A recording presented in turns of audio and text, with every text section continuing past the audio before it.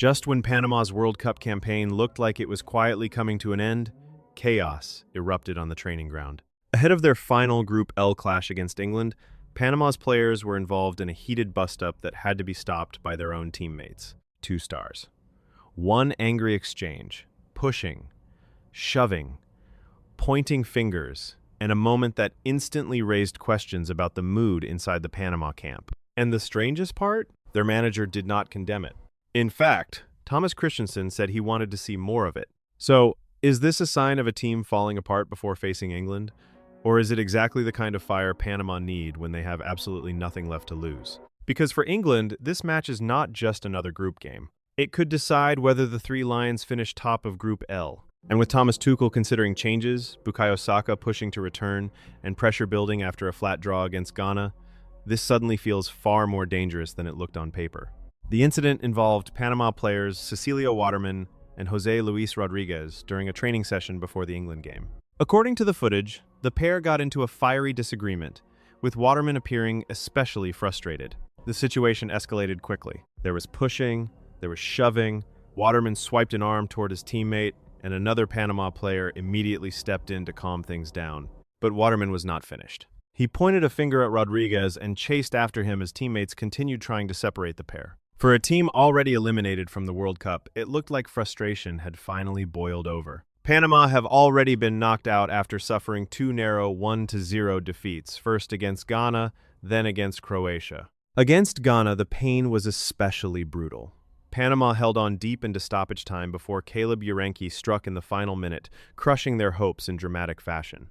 Then came another 1-0 defeat to Croatia. 2 games, 2 losses, no points. And now, before facing England, a training ground argument that has become the headline.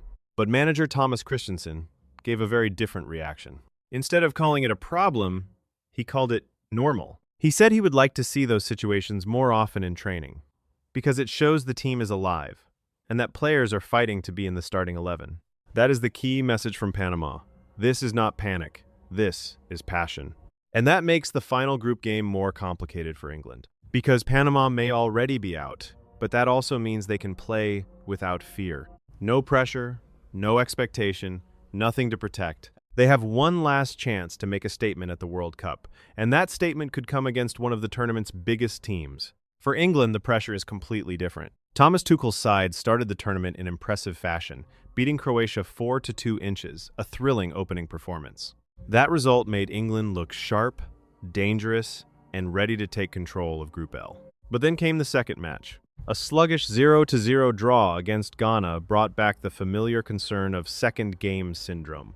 The energy dropped, the fluency disappeared, and suddenly, England's path to topping the group became less comfortable. Now, against Panama, the Three Lions will likely need to win to finish top, and that is why this match matters. On paper, England should have the quality.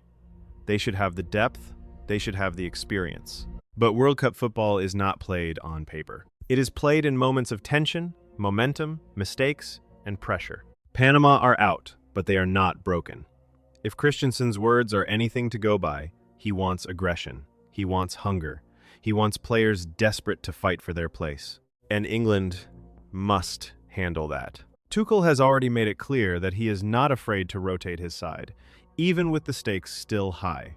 He admitted he had considered rotation and said he is not shy about making changes now, though he suggested it may be more moderate rather than a full reshuffle. He also praised the center backs and highlighted Elliot Anderson, saying he had taken a step forward and produced a good performance. That means England could look different against Panama. Fresh legs may come in. Players on the edge of the starting 11 may get their chance, but the danger is obvious. Rotate too much, and England risk losing rhythm in a game they cannot afford to treat lightly. Then there is Bukayo Saka. Saka is making good progress in his return to fitness and could start, but Tuchel was careful not to put the whole burden on him. He said England need it from everyone. He made it clear that Saka returning does not automatically solve everything. And that may be the biggest truth heading into this match. England do not just need one player back, they need the whole team switched on. Because a wounded Panama side, with emotions running high and nothing left to lose, could become a real problem if England starts slowly. So now the stage is set.